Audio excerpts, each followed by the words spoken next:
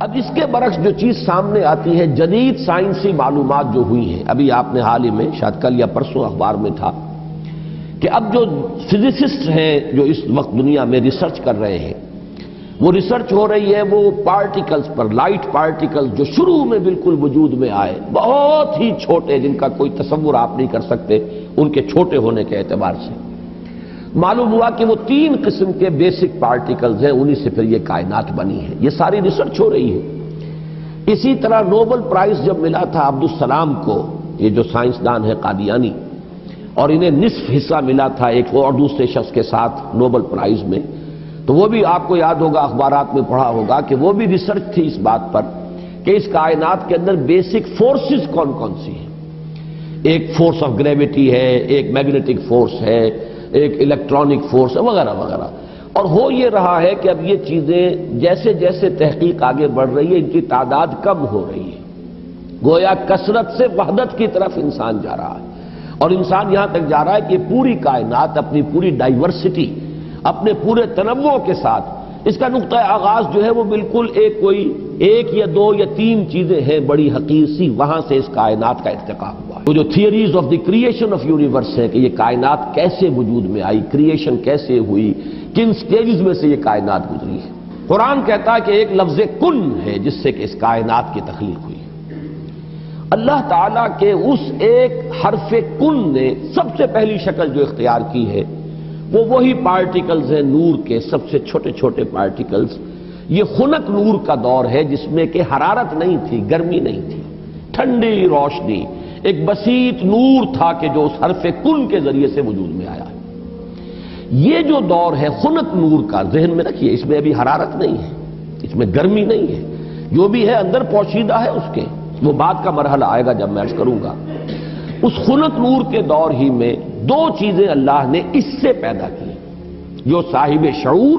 اور صاحب تشخص ہے۔ ایک ارواح انسانیہ، وہ بھی نورانی ہے، اس نور سے بنی۔ دوسرے ملائکہ، وہ بھی نورانی ہے اور اس نور سے بنے۔ سب سے پہلے اللہ نے حضور صلی اللہ علیہ وسلم کی روح کو پیدا کیا، کیونکہ ابتدائی مرحلہ یہی ہے۔ یہ خنک نور کا دور ہے جبکہ ابھی نہ کوئی ناری کرے تھے، نہ کہیں کسی طرح کی خاک وغیرہ کا کوئی مسئلہ تھا۔ اس کائنات میں اللہ تعالیٰ کے حرف کن نے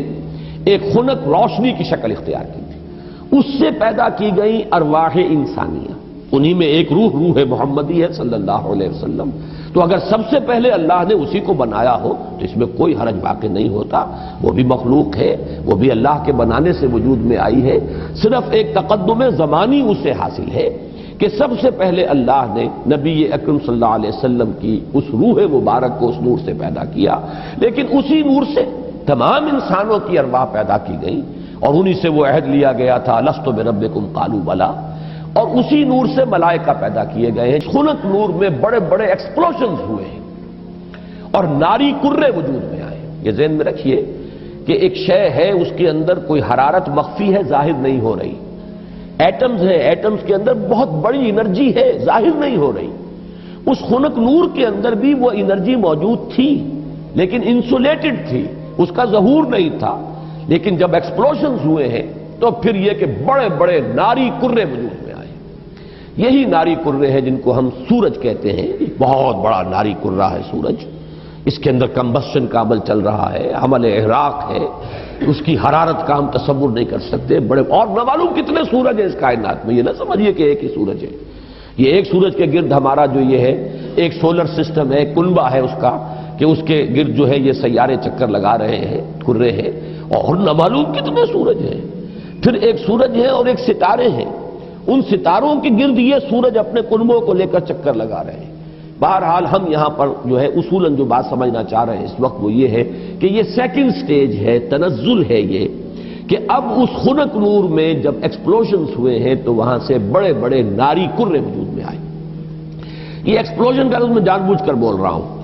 اس لیے کہ جدید سائنس میں، جدید فزکس میں ایک لفظ استعمال ہوتا ہے دی بگ بینگ تھیوری، اس کا نام ہی ہے دی بگ بینگ تھیوری، کہ ایسا معلوم ہوتا ہے کہ ایک وقت میں کوئی بہت بڑا دھماکہ ہوا جس سے کائنات وجود میں آئی۔ اب یہ دھماکہ جو ہے بگ بینگ تھیوری جو ہے، یا تو یہ ہے کہ اس کو تعبیر کیا جائے گا اس حرف کن سے، کن وہ کن کیسا ہوگا جس نے اس پوری کائنات کو وجود بخشا ہے، اس کا ہم تصور نہیں کر سکتے۔ یہ ہم کہہ رہے ہیں کن، لیکن اللہ کا وہ کلام جب صادر ہوا ہو اور حکم ربی امر کن جو ہے اس کی کیا کیفیت ہوگی،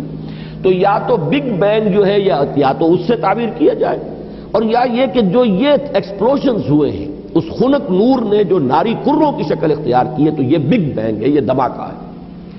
یہ دور ہے کہ جس میں اس آگ سے اللہ نے تیسری مخلوق پیدا کی۔ میں نے اب پہلے دو کر دیے نا، نور سے دو مخلوق، انسانی ارواح اور ملائکہ۔ دوسری سٹیج پر یہ تیسری مخلوق پیدا ہوئی ہے، جنات ہے، یہ آگ سے بنائے گئے ہیں۔ قرآن بار بار کہتا ہے وَالْجَانَّ خَلَقْنَاهُ مِنْ قَبْلُ مِنْ نَارِ السَّمُومِ۔ قرآن مجید میں سورہ رحمان میں بھی ہے، اللہ تعالیٰ نے انسان کو پیدا کیا ہے مٹی سے، لیکن یہ کہ انسان کو بنایا ہے آگ کی لپٹ سے۔ بار بار آیا ہے یہ مضمون تو قرآن مجید میں، اور جنوں کا معاملہ جو ہے، اور یہ کہ سورہ ہجر میں فرمایا گیا وَالْجَانَّ خَلَقْنَاهُ مِنْ قَبْلُ، یہ پہلے پیدا ہوئے انسانوں سے۔ لہذا یہ دوسری سٹیج ہے جس میں کہ جنات کی تخلیق ہوئی ہے اس آگ کی لپٹ سے، کہ پھر نظریہ یہ ہے کہ یہ جو بڑے بڑے ناری کرے تھے، یہ جب تیزی کے ساتھ حرکت میں تھے تو ان سے کچھ حصے ٹوٹ ٹوٹ کر ان سے علیحدہ ہوئے اور انہی کے گرد چکر لگانے لگ گئے۔ یہ ہے در حقیقت ان سورج کے گرد جو یہ سیارے وجود میں آئے ہیں، یہ کرے جو ہیں۔ پھر یہ ٹھنڈے ہونے شروع ہوئے، اور ان میں جب ٹھنڈا ہوا ہے وہ ناری کرہ، تو اوپر جو ہے کرسٹ آیا، راکھ، جیسے انگارے کے اوپر راکھ آ جاتی ہے، راکھ ٹھنڈی ہوتی ہے، اندر انگارہ موجود ہے، ذرا سی راکھ ہٹ جائے اگر اور آپ کی انگلی جو ہے اس انگارے کو ٹچ کر جائے تو جلے گی، لیکن اگر راکھ اوپر ہے تو وہ آپ کو محسوس نہیں ہوگا۔ اور چونکہ ٹھنڈی چیز سکڑتی ہے، لہذا اس کے اندر اب دراڑیں پڑی ہیں، کہیں پہاڑ بن گئے، کہیں غاریں بن گئی، ساتھ ہی ان کے ٹھنڈے ہونے کی وجہ سے بخارات نکلے ہیں، انہی میں سے نکلے ہیں، انہی کروں میں سے بخارات نکلے ہیں۔ یہ بخارات ہیں جنہوں نے اوپر جا کر وہ جو جسے ہم فضا کہتے ہیں، ایٹماسفیئر، جس کے اندر گیسز ہیں، یہ یہیں سے انہی کروں کے ٹھنڈے ہونے سے وہ بخارات نکلے ہیں۔ جیسے کہ آپ جب اگر پانی ڈالتے ہیں آگ کے اوپر تو وہ ایک بھاپ بن کے اڑتی ہے، تو خیر یہ تو پانی آپ نے ڈالا ہے، لیکن یہ کہ فضائی وہ جو کرے تھے آگ کے وہ خود ٹھنڈے ہوئے ہیں تو ان میں سے بخارات نکلے ہیں، ان میں سے جو گیسز خارج ہوئی ہیں انہوں نے ایٹماسفیئر بنایا ہے۔ پھر اس ایٹماسفیرک چینجز وہاں ہوئی ہے کہ اس میں گیسز تھیں، ہائیڈروجن بھی، آکسیجن بھی، وہاں پانی بنا ہے، بجلی کے بڑے بڑے جب ہوئے ہیں ان کے اندر تو اس سے پانی بنا ہے، اور پھر دھواں دھار بارش برسی ہے، بارش برسی ہے۔ اب جو ہمارے ہاں یہ جو اعداد آتے ہیں، لاکھوں برس تک بارش ہی برستی رہی، نتیجہ یہ ہوا کہ جو جگہ نشیبی تھی ان میں پانی بھر گیا، سمندر وجود میں آ گئے۔ اب جہاں سمندر اور مٹی کا باہمی ربط تھا، یہ جو دلدلی علاقے کہلاتے ہیں، یہاں وہ ان آرگینک کمپاؤنڈز نے آرگینک کمپاؤنڈز کی شکل اختیار کی۔ یہاں سے حیات ارضی کا آغاز ہوا، وہ حیات نباتاتی بھی ہے اور وہ حیات حیواناتی بھی ہے، یہاں سے اس کا آغاز ہوا۔ گویا کہ کل حیوانات اور کل نباتات جو کرۂ ارضی پر موجود ہیں وہ سب کے سب در حقیقت اسی کرسٹ آف دی ارتھ سے وجود میں آئے ہیں۔ پانی اور اس مٹی کا امتزاج اور دلدل کی شکل اس کا بن جانا، اور وہاں سے ان آرگینک کی بجائے آرگینک کمپاؤنڈز کا وجود میں آنا، اور اس سے حیات کا آغاز، خواہ وہ نباتاتی حیات ہو اور خواہ وہ حیواناتی حیات ہو۔ اس حیات کا ارتقاء ہے کہ جو پھر انسان تک پہنچا ہے، وہ اس حیات، سمجھیے کہ حیات ارضی، چاہے نباتاتی ہو اور چاہے حیواناتی ہو، اس کی چوٹی کی جو شخصیت ہے وہ انسان ہے۔